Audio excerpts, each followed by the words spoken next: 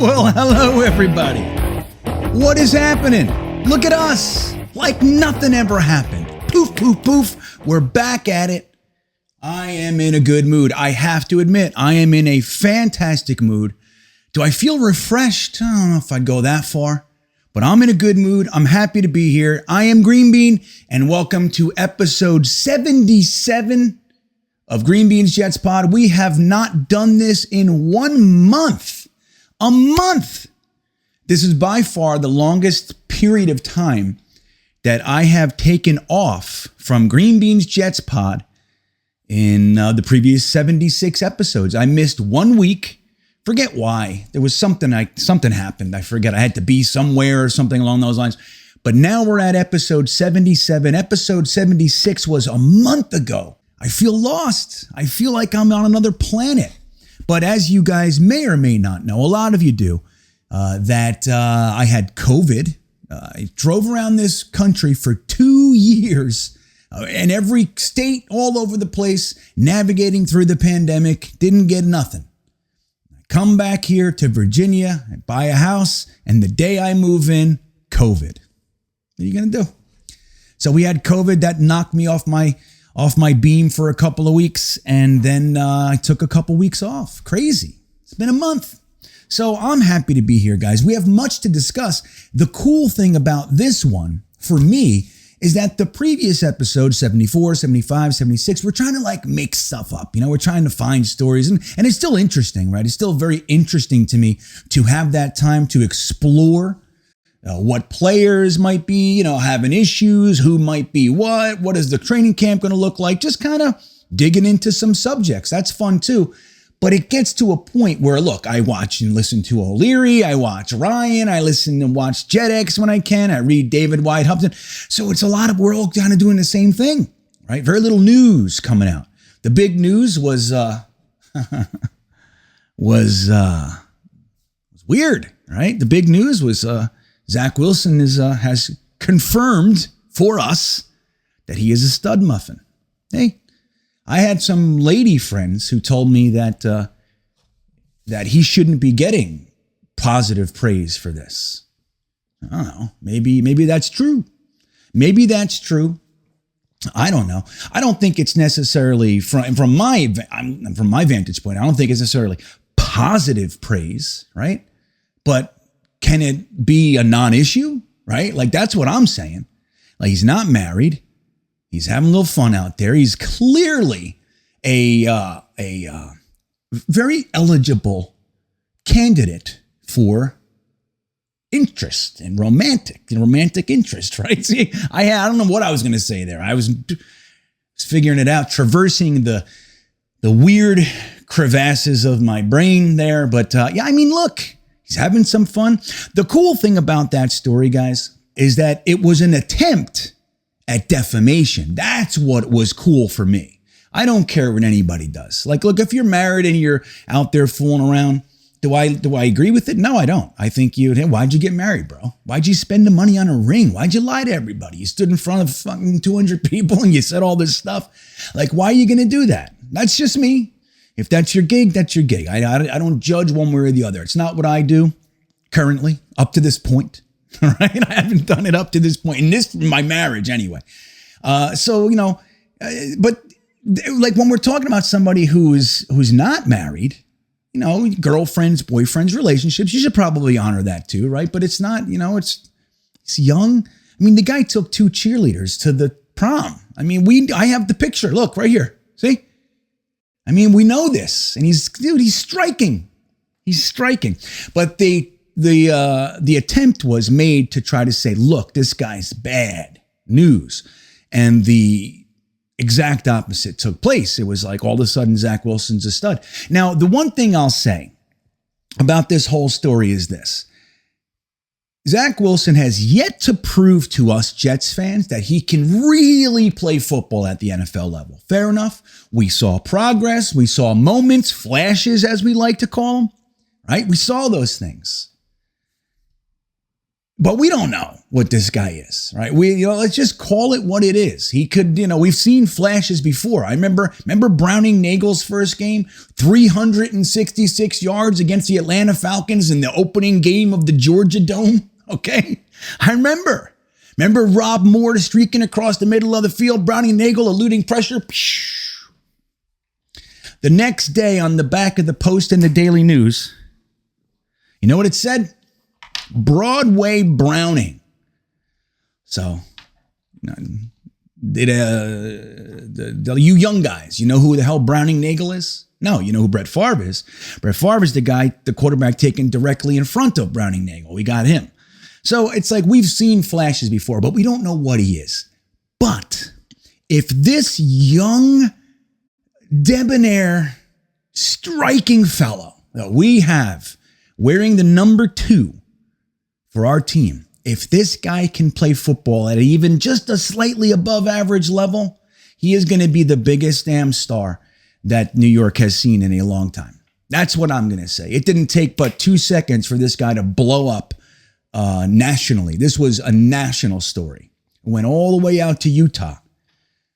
So, and beyond, I'd imagine. So it's just an interesting one, but that's the big news. What do we got? We got big news. Zach Wilson's sleeping around with somebody. But it's hard to get through the offseason. But I want to thank all you guys like Jeremy and Buffalo and Frankie and all you guys. You guys kept it going. I needed the break. The COVID took the rug out from under my feet, man. I had no idea I was going to take a break. COVID knocked the living hell out of me. Plus, I'm trying to move into a house and I'm coming off the road. It was a whole thing, just the collection of scenarios. Woo! Boy, oh boy, did it beat me up. So here we are. Now we got some news. We got some stuff. We got a couple we got the appetizers. I'll take appetizers. Sometimes appetizers, I'll just order all appetizers, right? Sometimes, you go to Boston Chicken or Boston Market. Do they even have those things anymore? I haven't been to a Boston Market in decades. You go to Boston Market and they have the opportunity to get all sides. You get the stuffing, you get the macaroni and cheese, you get the sweet yams, the candied yams. It's good. So we got appetizers. The rookies are at camp. We got some reports. We got some interviews with the coach and everything. So we got some releases. We got stuff to talk about. So it's fun. It's fun. And from here on out, guys, we're going to have all sorts of stuff to talk about.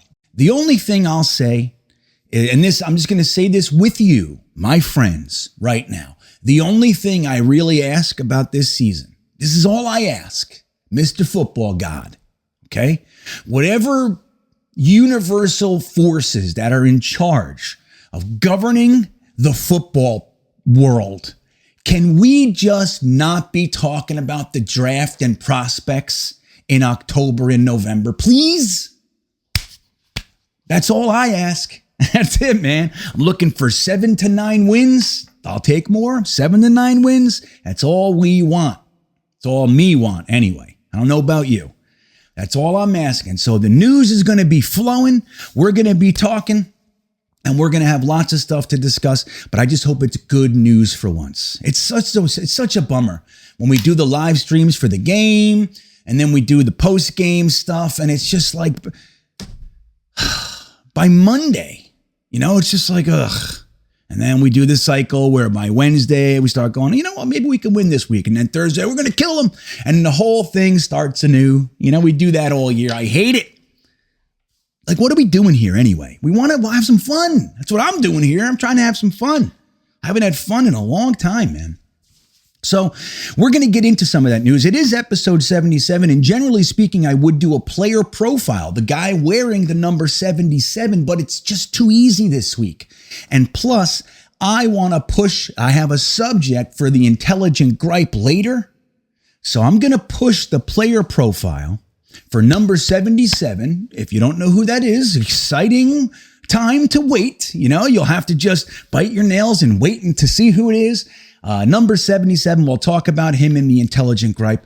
But for now, I want to get into the news of the week. But before I do, I've been talking for 10 minutes and I haven't even asked you to like and subscribe. If you're new here, which I welcome you if you are, we're going to have a friggin' great season. I'm telling you, it's going to be so much fun. We are going to start this very week coming up. Like, this gets released on Monday. So tomorrow night, we have the return of the Talking Jets panel with Matt O'Leary and myself over at Ryan's Jets Talk 24/7 channel, 8 p.m. on Tuesdays. That begins tomorrow night. And guys, I got a big surprise for you. Starting right now, this is the first time I'm going to say it publicly. As you guys probably know by now, last time that we did a Thursday Thick of It, 2 weeks ago, the night before I took my break, there was a little bit of hubbub. There was a little bit of something going on online with a member of the New York Jets beat. He was saying some stuff on his Can't Wait podcast. I think it's the Can't Wait podcast. And everybody was going nuts. What is Green Bean going to say? Oh my God. And it's all this stuff. And I got hundreds, man, of DMs and suggestions and texts. And I mean, no exaggeration, probably 100 of them. No lie. This is what you should do. When are you going to do it? Blah, blah, blah, blah, all this stuff. And thank you for your interest, right? But I'm going to tell you right now what I'm going to do. I was going to make all sorts of fun stuff. But what I decided to do was, what do you guys think if we just have Connor Hughes, formerly of The Athletic, come on the show for the After Hours Jets Fest tomorrow night, Tuesday, immediately following the return of the Talking Jets panel? What do you say we do that? Instead of a back and forth and a tit for tat and all that, why don't we just have him on and we'll talk to him and we'll discuss it and we'll see what is this deal with the fans and the beat, and why am I so perturbed with their output so often? What is it? We're going to talk about it tomorrow night, After Hours Jets Fest. Again, immediately following the Talking Jets panel at Jets Talk 24/7, 10:30 p.m. tomorrow night. We are going to get into it. That is Tuesday, the 26th of July. Connor Hughes coming on Green Bean Show, and we're going to see where it goes. How's that sound? Okay? That's a pretty good solution or conclusion, I think. That's not what I was expecting to do. I was expecting to go back and forth for a little while. That's what I thought. Now, if you don't know the whole story, we'll prep it in the show and everything. I don't want to take over this show with it, but it was out there. A few things happened on Twitter and then the podcast and everything. So we're going to have them on and see where it goes. We're just going to take it and go with it. How's that? So another thing that you can do to get involved is join the group of groups, the Beanbaggers. That is our private community exclusive to people who join my Patreon. There are numerous tiers you can join. The link is in the top of the description of this very video. Come on in. We're ramping it up for this, for this season as well. We have tons of fun stuff planned. We do monthly classic game watch parties. I have a good one for this month for July. It's going to be fantastic. What a fantastic time I have with those guys. And they're their own community too, man. They're helping each other. That's where the Jets ticket for Iowa Jetsfan thing came from. The GoFundMe to get Jets fans from around the country who've never been to a game before. We have a GoFundMe started to get fans over to opening day, or if not opening day, even another Jets game this year. Iowa is able to make it.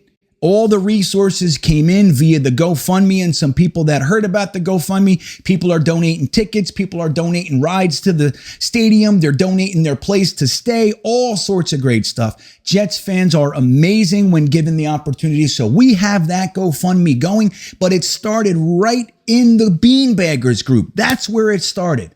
Iowa Jets fan, he just wanted to come from Iowa and come see a Jets game. Just thought it was a dream, a shot in the dark. And he's now coming to opening day, and maybe you can come as well. All you need to do is send me a DM via Instagram or Twitter. Let me know that you'd like to be on the list. If you'd like to donate $5, if everybody donated $5, we'd get an extra 1,000 people there, okay? It's $5, $10, $100, whatever you want to do. The GoFundMe link is also in the description, right under the Beanbaggers link, and you can help out other Jets fans. We're going to get as many as we can to this damn stadium, so we can have as many voices as we could possibly muster to root this team on, to get over the dang hump and get us into some competitive football. The links are in the description. Guys, I feel so good about it. I just feel so good about it. This is going to be great. But so now that that's all done, let us get into our first real segment of the show with the news of the week.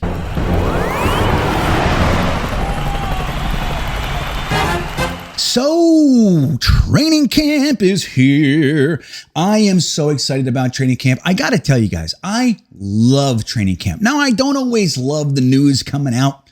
I don't like the stories that we tend to get latched onto and these narratives I love seeing guys learn. I love seeing guys develop. I love when guys come from the bottom end of the roster and start to make some waves and we see them early in the season and they look pretty good. I love that stuff. I don't see it all that often here, but I do love it. I remember when Robbie Anderson was considered a throwaway. He was just an undrafted free agent guy, and he came in, and McCown made him look really good, but he just developed. Then he started to expand his route tree, and look at him. Now, I don't root for Robbie Anderson anymore, but it was a good time rooting for a guy that wasn't supposed to make it. I loved it with Snacks Harrison, Sione Pauha, all those guys. I remember watching these guys from the bottom end of the roster. And guys, we have so many players that are exciting on the bottom end of the roster. And a lot of them happen to be rookies. The rookies already reported to camp earlier this week.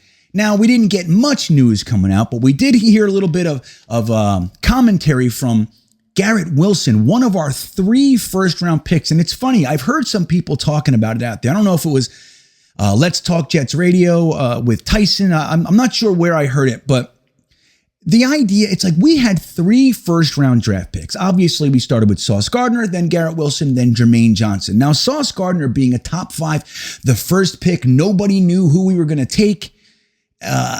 Is exciting. It's exciting, right? He never let up a touchdown in college, the whole thing. So everybody's there's a lot of hoopla surrounding Sauce Gardner.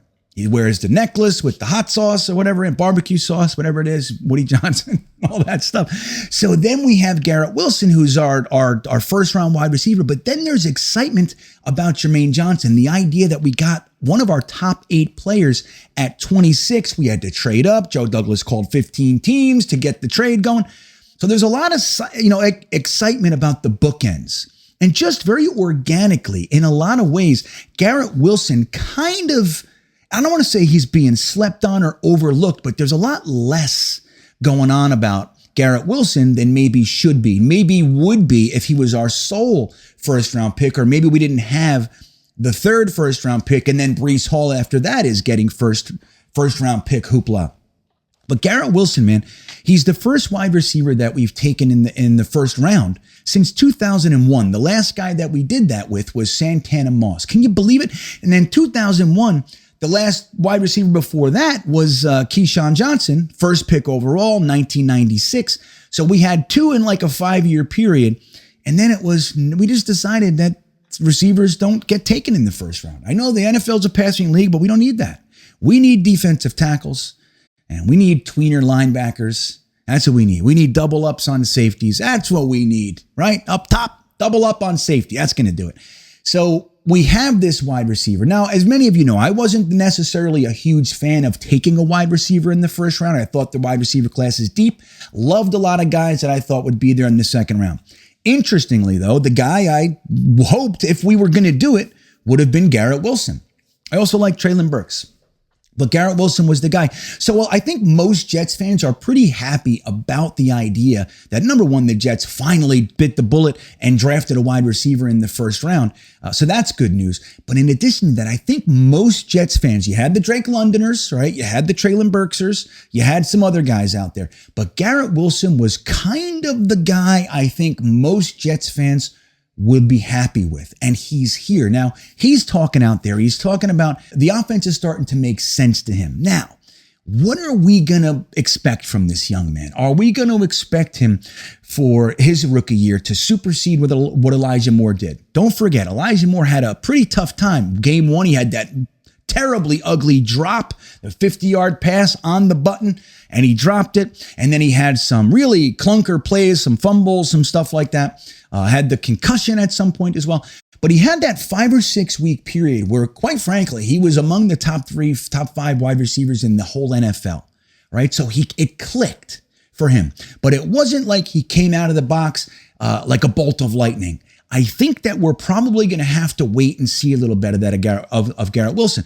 A lot of Jets fans think he's going to get 1,000 yards. Now, look, we're excited. It's fine, right? We can be excited.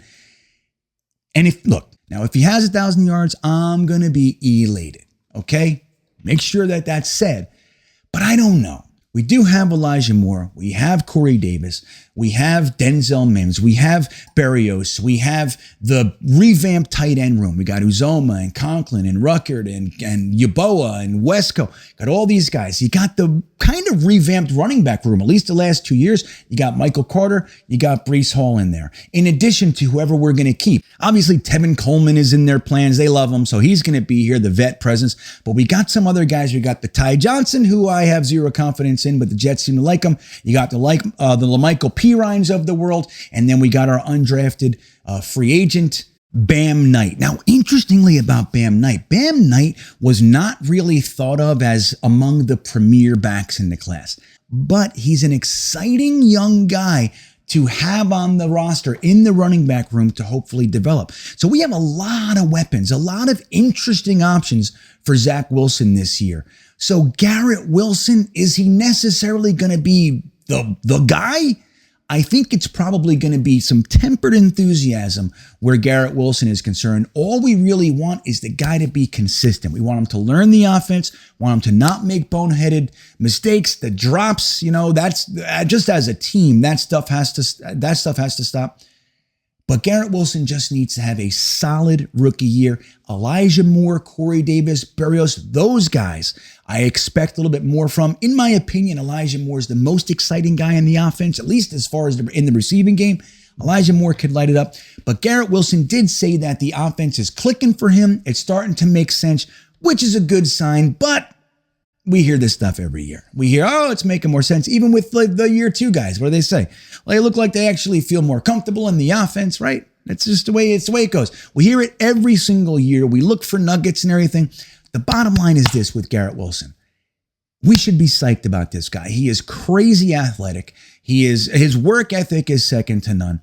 And he's just incredibly talented. So we finally have a collection of young guys that are talented. Now, whether or not we can maximize that talent, actually bring it out of them and utilize it properly, that remains to be seen. But at least for once, we're not doing what we've always done, which is hoping our sixth and sevenths and free agent scrap heap guys are going to somehow resurrect their careers or have a career in the first place for the New York Jets. So Garrett Wilson and the rookies are in the house. Jermaine Johnson, Breece Hall, Sauce Gardner, they're all in the house, man.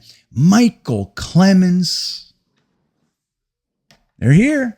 And we get to watch the whole team January, and by January, I mean July 27th. July 27th, the entire team reports to camp, and that's when it really gets good.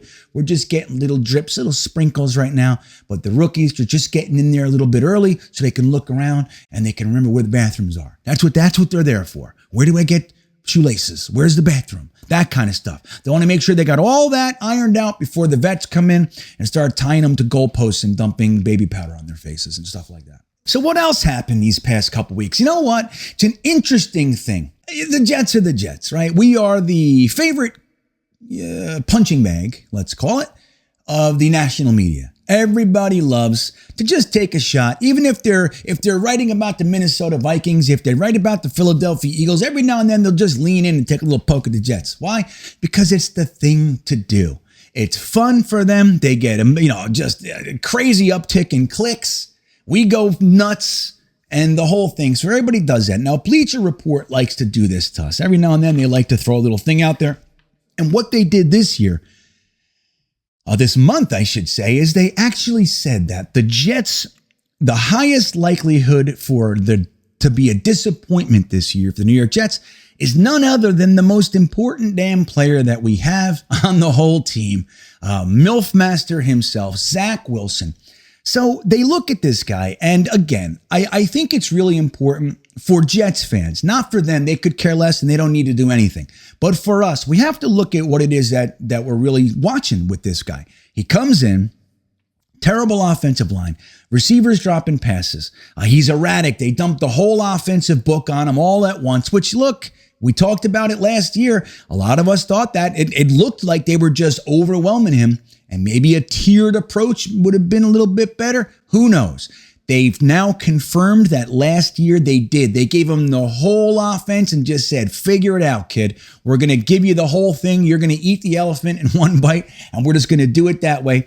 But as the season went on, from so erratic that he couldn't hit a screen pass to one interception in 6 weeks at the tail end, to his entire skill position being depleted. Everybody was gone, thrown to Tariq Black and who else? I don't even know. What was it? DJ Montgomery and those types of guys. So we had all that going on. The offensive line was decimated the last couple of weeks. I mean, the last week of the year, he didn't have AVT. He didn't have Becton, obviously. Didn't have Fant. Didn't have McGovern. We had Feeney and Chume Dog. It was an entirely piecemeal line. And what did we see from him? We saw a calmer, collected, really a guy comfortable in the offense. So if you pay attention to this stuff, it looks like he started to get it. It started to click, which is a positive. He goes out in the offseason and he comes back and he clearly, just upon first thought, your first sight of him, he looks strong.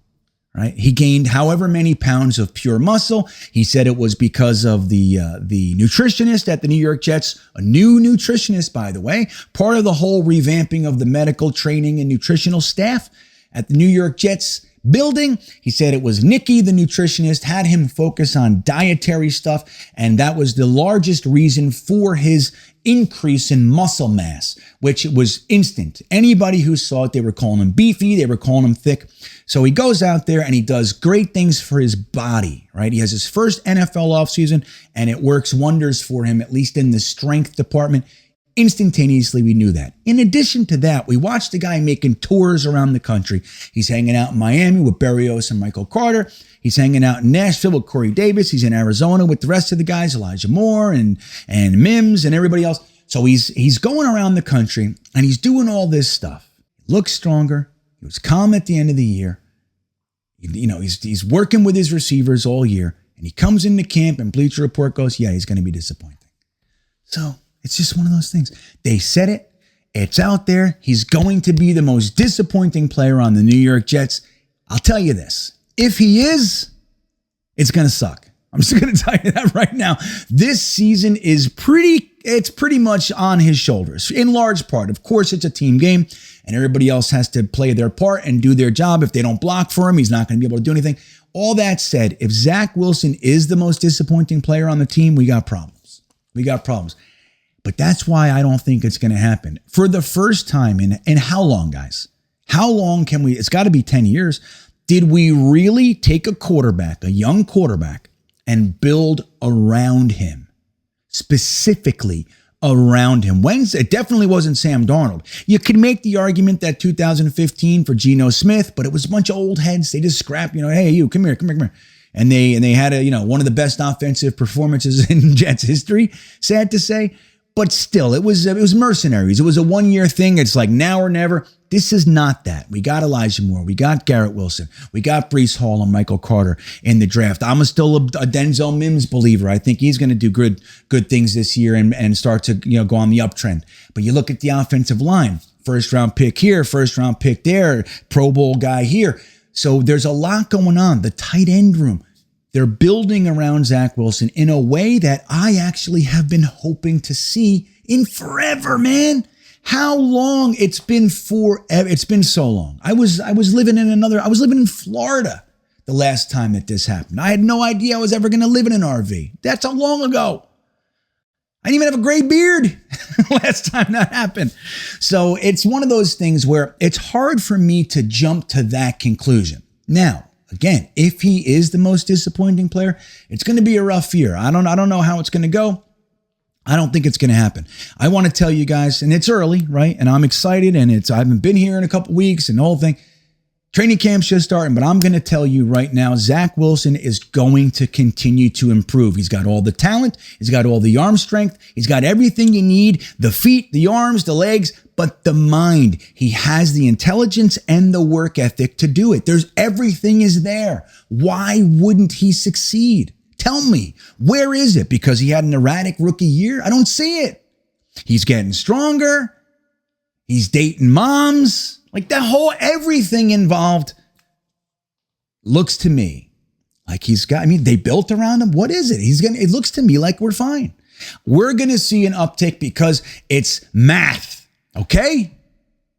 It's mathematics. It's physics. That's why. It's trig. That's why. When you can't engineer without trigonometry, and Joe Douglas is an engineer, therefore what he's doing must be trig. That's it. And that is philosophy. What do you think of that? Where am I? Zach Wilson. That's right. I love him. I'm sold. Don't worry about it, Jets fans. Zach Wilson is going to do it, and we're going to do it right. Now, let's do this one. What have we been waiting for, Jets fans? For a while. For at least, let's say, 3 years. Since 2019, when we switched these damn uniforms from my favorite, the white helmet, the classic striped shirts, the striped shoulders. This one.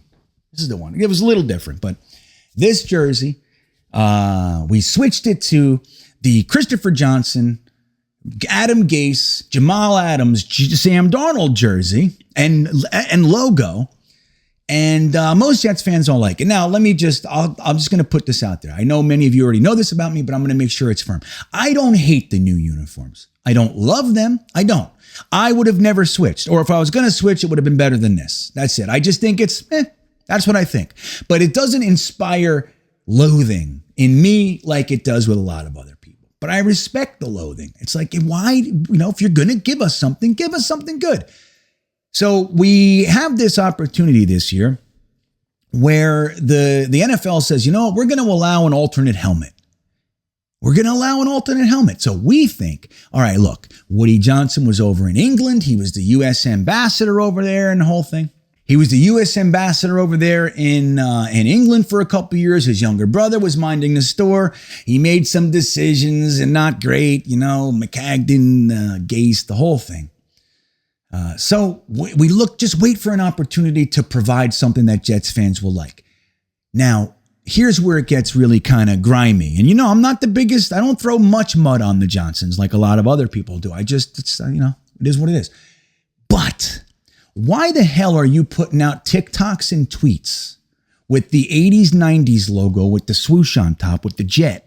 Why are you putting that stuff out saying, hey, what do you think about this? What a logo. Look at that logo, stuff like that. Why is Joe Douglas and Robert Saleh wearing hats with that logo on it? What are you doing? There are complete threads, just thousands deep on Reddit and Twitter. How many fans would love some iteration of that jersey, that logo to come back, that helmet? It's everywhere. It's the clearest thing that Jets fans have ever put out. It's not even telegraphed. It's downright spoken. We have an opportunity to have an alternate helmet. Can we please, Mr. Johnson, have that logo? If it's a white helmet, great. Black helmet, great. Gotham green with the white, great. Just give us that logo for the alternate helmet. If you wear it 1 or 2 games a year, fine. We'll thank you. It's a handshake. We appreciate it. See you next week. No! Why did they tease us? And that's the thing. Like when I look at Twitter now, everybody's losing their minds. Of course they're losing their minds. You made us think something and then you give us a helmet, which, if I may, I happen to like. And then here's what I like about it. Number one, if you're going to have a black uniform, I like the black helmet with the black uniform. I think that's cool. But it's not just that. It's the white outline on the word mark. It's the white outline of the green lettering on the black helmet. That makes it for me. I think it's good. I think it looks good. But dude, what the hell are you doing? Why can't you understand that Jets fans were clearly telling you, dude, we're the fans. Can you give us something we like? On top of that, we haven't seen a damn winning season since 2010, man. Can you go, dude, give the fucking kids a damn logo. And plus, on top of that, you would sell millions of them. Within the first 10 minutes, you would have had millions of sales. Hats, shirts, shoes, whatever, jerseys. You would have sold millions instantly. Nope. We get this. Now, look, they'll probably make some sales. I'm not going to buy it. I'll be real honest. Why? Because I don't want to. I don't love it. I like this. This is what I wear. I do have I have a jersey. Somebody bought it for me. It's a Becton jersey with the new thing on it. It's fine. I wear it, but I'm not going out there. I'm not going to support what I don't want. It's the way I roll. I'm not saying I'm right. I'm wrong. I have tons of green stuff, right? I have tons of green stuff. This is all I have left. Everything's in the studio I'm building. So I just brought this out for you in the beginning. Yay. What is this thing? It's a stocking. It's just laying around. But guys, why did you do that? No, if they never teased a single thing and just came out just, hey guys, by the way, here's our alternate helmet. You might go, oh, okay, pretty cool. Pretty cool. Thank you. It's nice. We're going to wear it once, twice a year. Fantastic. But no, dude, you did us wrong. You did us dirty. And I'm just going to say that. And I don't think that they should. I think that they should have thrown the Jets fans a bone. And I'm not even the one crying for it, guys. I want to just tell you, I'm in solidarity with anyone who is. And I would have liked it too. The best one is this. I'm going to show it right now. This is what they should have done, in my opinion. And I've put it up there for you guys. In numerous occasions, I've done, helmet contests and all the things and polls and all that jazz. And this one wins every single time. And they should have just did it. And plus, don't forget about the competitive advantage that our two greatest coaches both claimed was real. Weeb Eubank said that the white helmets are easier for the quarterback to see streaking across a green field, and Parcells reiterated the same point. He echoed Weeb Eubank's statement. So Weeb Eubank and Parcells say, dude, trust me, the white helmets are helpful. Then you look at our history on the both iterations of the white helmet with the little thing on. We got the Super Bowl, Joe Namath years, and then we got the Parcells years, the Herm Edwards years, the Mangini year, the Rex Ryan, all with that stuff. What? Why can't we have a white helmet? I don't understand. Anyway, I think the Jets did us wrong. And guys, I want to say it again. I'm not complaining because I'm complaining. I'm just saying what it is. And I'm in solidarity with just I don't know how many thousands I've seen Jets fans saying, what the hell, man? Why didn't you just give us what we wanted? Now, to me, it looks like the Jets are just committing to this logo. It's what it is. Now, some people say there's no jet on it. There is. There is. I keep arguing with Frankie about this. I'll show you right here. You see? Look at the little jet. I'm going to zoom in on it for you. It's the jet. It's like looking at a jet flying away from you. Okay? So those are the engines and the wings. If it was flying away at your eye line, that's what it would look like, right? So now, is it real? It's real. It's there. Now, is it good? I don't know. I mean, it's neat, right? They made the football stripes into the football laces into a jet. That's kind of cool, right? It's kind of takes some thought. But I don't know. I get it. I get it, man. I think the Jets should have did this one right. And guys, so it's a bummer. It's a bummer going into training camp, right? We're all excited. It's like, just take that. Why can't we just get something? What is it, Jets fans? What is it about us? Are we jerks? Do we not deserve anything? What is it with us? Why can't we get anything we like? Never. We never get nice shit. We just never get nice things. With that all said, that is the news of the month.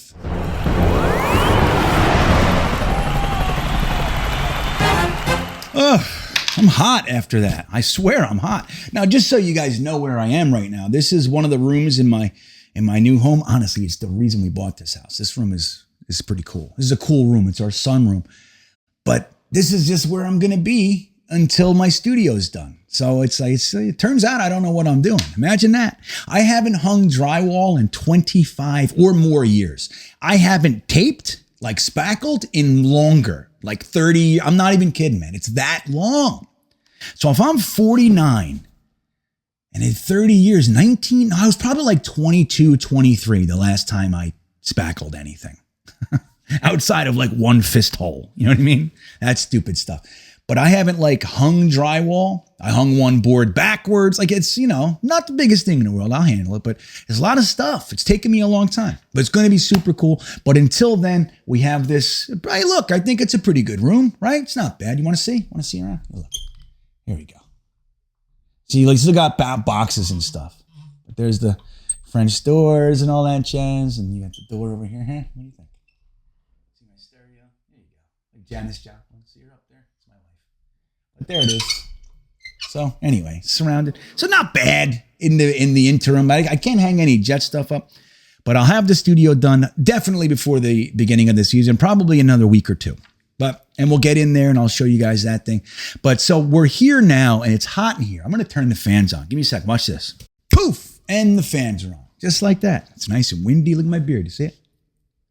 No? All right. So we got another big topic to talk about. It will be, this is where you learn who the player profile would have been at the top end of the show. If you don't know who number 77 is, you're about to find out in the Intelligent Gripe. Do you know? Did you take a guess? Is there anybody out there who really doesn't know who it is? Come on, there's got to be one or two of you, right? Well, the suspense is now over. It is Mekhi Becton. Low-hanging fruit right about now, right? We could talk about Becton all day, every day. Seemingly, right? It's just there's a never-ending stream of goodies coming out about Mekhi Becton. Goodies, baddies. Let's call them baddies. But here's the thing. Here's the headline out there right now. Mekhi Becton on the PUP list to start training camp. Okay? Now, some say Mekhi Becton heads a list to start training camp. Some say Mekhi Becton the only guy, or is it PUP list with Mekhi Becton. But he's the name that we're talking about. Mekhi Becton is on the PUP list. Now, the PUP list means physically unable to perform list. Now, we know this. We know that he is on the PUP list because they just announced it this week. But here's the interesting thing. It's a concern. Now, I perused Twitter. As soon as it was announced, I got a text and somebody said, "Oh, man, fucking Becton, I told you." That's literally the text I got. You know who you are, you bastard. It's like second anything else. Hey, I told you, you son of a bitch. That's how it goes. So I got this text and it said, "I told you, man, Mekhi Becton, he's so fat," and the whole thing. So I looked it up. I said, okay, what's going on? And then I looked around there, like people are losing their mind. Now, there's lots of defense and there's some rational people out there, right? So I'm like, guys, relax, okay? But here's the way it really is. 5 people, or 4, 1, 2, 3, 4, 5 are on the PUP list. 5 people. Both of our tackles, so Mekhi Becton, George Fant, the guy that was supposed to be our number 1 franchise edge rusher last year, who we didn't see for even as long as we saw Becton last year, and is 5 years older, or 4 years older than Becton. Carl Lawson is also on the PUP list. And then we got the tight end that we just signed. Our marquee tight end free agent, CJ Uzoma, is also on the PUP list. And then, this is going to shock you, but Drew Samia. Why aren't we talking about him? So Drew Samia, a guard from space, for all I know, is also on the PUP list. So it really should say 5 guys are on the PUP list. And this is what it means. This is what it means. But we don't get that part. We just get Becton's on, and they throw it in there. Oh, by the way, George Fant and Carl Lawson too. Here's my argument. If we're going to be concerned, which I'm not in the slightest, I don't like it. I wish the Jets would have some idea about optics. Just come on already. But if I was concerned, it would be about either the 30-year-old guy or the guy who has had 3 season-ending injuries and is a guy that we're hoping, look, we at least supplemented the edge rush. But Carl Lawson, man, dude, we're dependent on this guy. And we saw nothing from him last year outside of training camp, right? So if I'm concerned, it's more than likely for me going to lean towards the guys that are closer to their 30s. George Fant will be 30 any minute. I think it's August. Than the 23-year-old. Okay, that's just me. Especially when you see the picture. I mean, dude, we saw one picture, he looks fat. 24 hours later, we see another one, he makes me look fat. All right, so I'm like, what the fuck? What is real out there? And this is what the gripe is. It's like, guys, if you can't see that there is a conscious effort to keep us upset about this young kid. And that's the part that bothers the hell out of me, is that he's young. He's just a young man trying to become something. As fans, and we should demand this from anybody surrounding our organization, you support, man. Help. If we're going to do something, let's support the damn guy. Let's help people make it here, not make it harder. But there is a conscious narrative. If you can't see it, man, just look at the headlines. I'm going to just grab one. I'm going to Google it the first thing I see. Let me see if I'm right. I'm right here. Because I didn't do it. This was the other day. I did this. I'm going to type in New York Jets. Joe Douglas, same old Jets vacation. Jordan Whitehead. The black uniforms, so maybe not.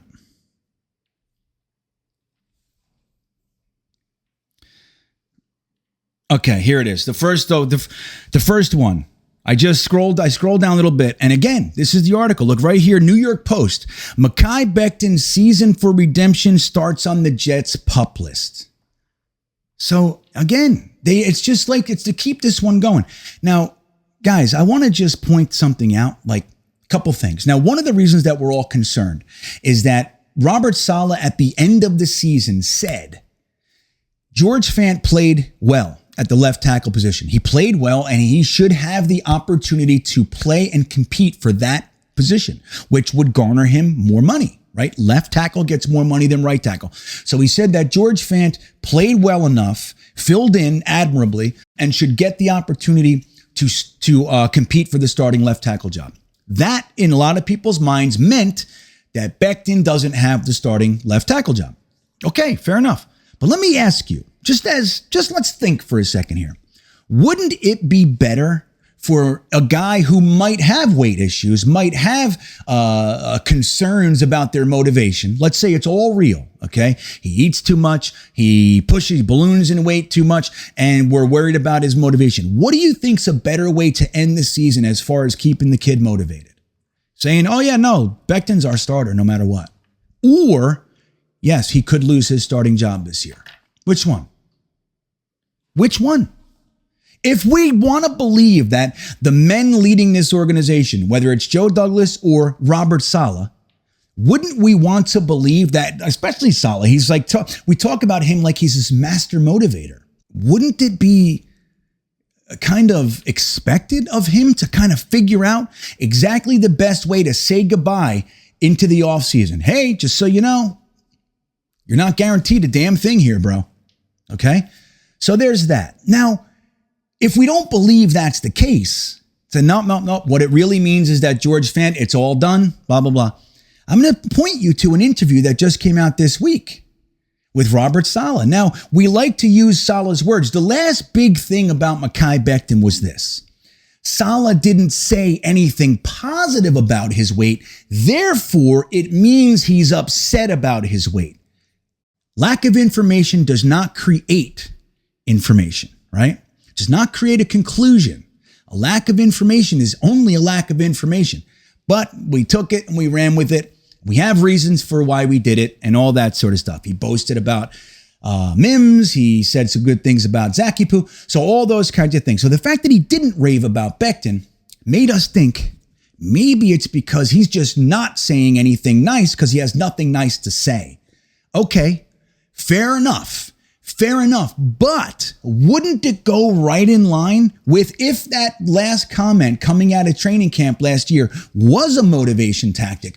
Wouldn't it fall right in line with that? Wouldn't it? Seriously. Wouldn't it though? Yeah, I don't know. He's here. He's here. He wants him to keep working hard. Now, the interview that came out this week, because look, we want to hear Saleh say something nice. Take a listen and you tell me what you think. You know, Mekhi's had he's been really good over the last 40 days. He's been in the building every day. He's been putting in work.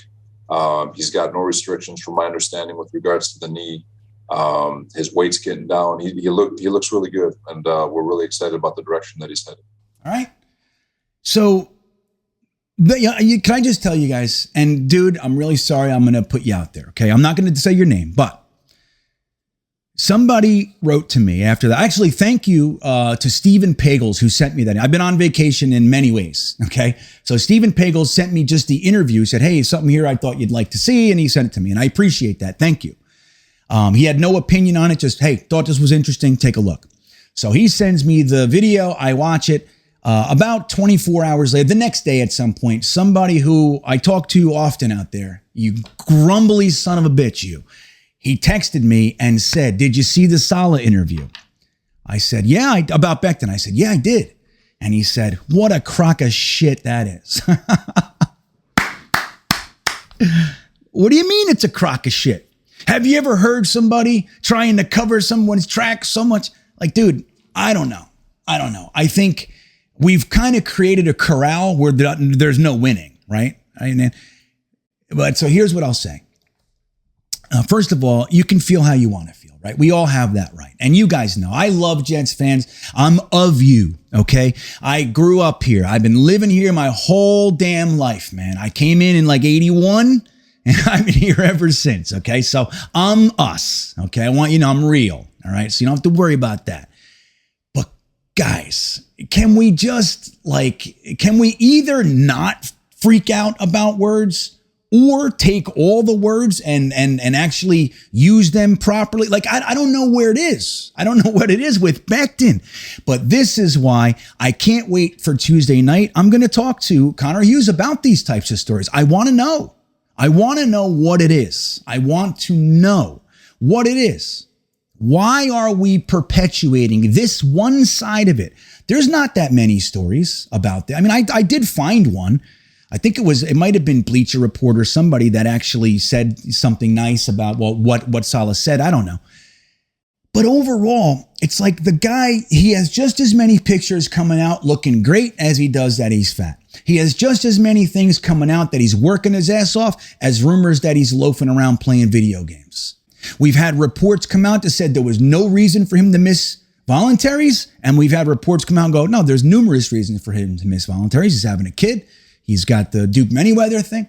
So the whole gripe with Mekhi Becton is, can we just support this friggin' guy already?